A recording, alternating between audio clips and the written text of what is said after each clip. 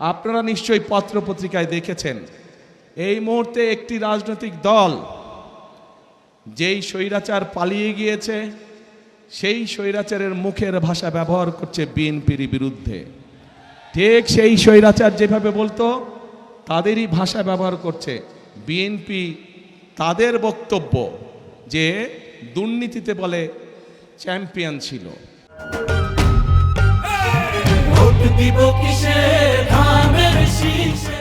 আমার প্রশ্ন 2001 থেকে 2006 সাল পর্যন্ত তাদেরও তো দুজন সদস্য বিএনপির সরকারে ছিল না?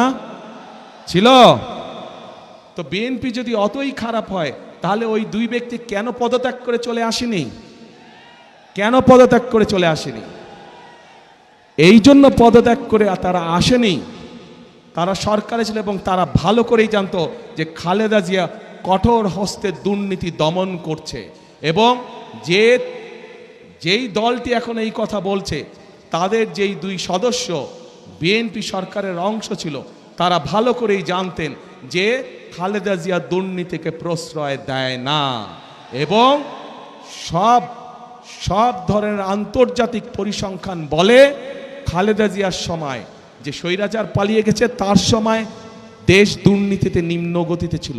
এবং খালেদা জিয়া যখন 2001 সালে দেশ পরিচালনার দায়িত্ব পায় তখন ধীরে ধীরে বাংলাদেশ দুর্নীতির করালগ্রাস থেকে বের হতে শুরু করলো। এবং যেই দল এই কথা বিএনপিকে এইভাবে দোষারোপ করে তাদের দুই সদস্যের প্রথম দিন থেকে শেষ দিন পর্যন্ত সরকারে থাকাই প্রমাণ করে যে নিজেরাই নিজেদের মানুষ সম্পর্কে কত বড় মিথ্যে কথা তারা বলছে।